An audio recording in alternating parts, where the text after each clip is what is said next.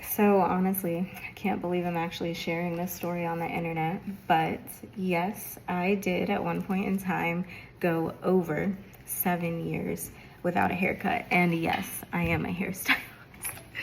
Okay, so this was when I was in high school.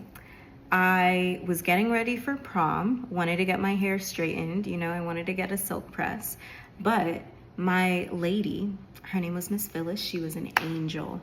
She could silk a silk press. Anyway, she wasn't available. So I went to someone new, and it was my first time with them. Red flag number one. Red flag number one, it was my first time with them. I was getting my hair done for prom. And I went to her and she, went to blow dry and straighten my hair.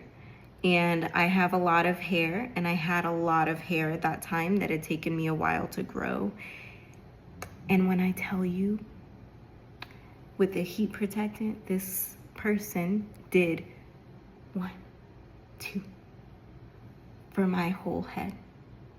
Immediately, I was like, I had goosebumps. I knew something was not right. I knew that something was off. I didn't feel comfortable. But especially at that time, I was super shy, really introverted, did not want to say anything. But I did ask. I was like, do you think that's enough heat protectant for my whole head? And then she did one more spray. That year, I ended up with 8 inches of my hair that was straight, would not curl.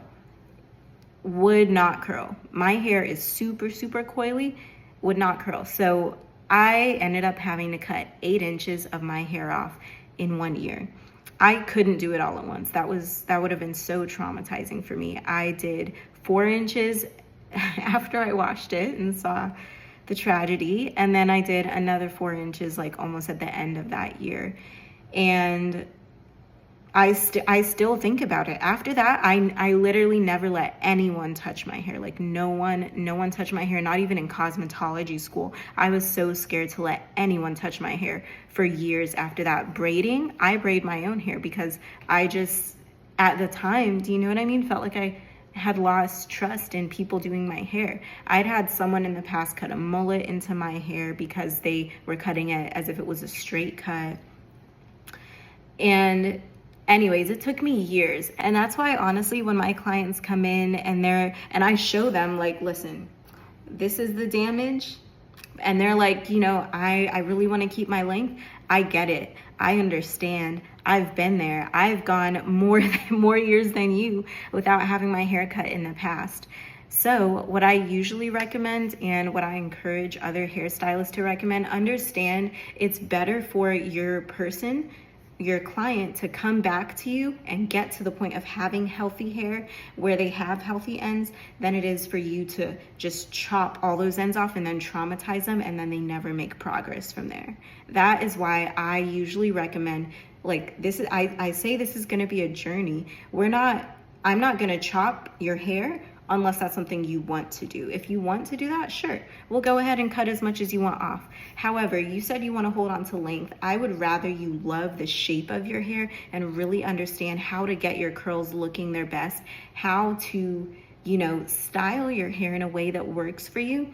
And when you feel confident with that and when you learn to fully love and appreciate your curls, then we can have you come in sooner than what I'd recommend for other people so that your ends don't get too bad. And then we can work on getting you actively to the point where your ends are full and healthy. That's going to be where your hair grows the fastest, where it's the healthiest. That will be how you get to long, full, healthy hair. So anyways, that's the story of how I went 7 years without a haircut. Will I ever do that again? No. I cannot wait until I get my next cut.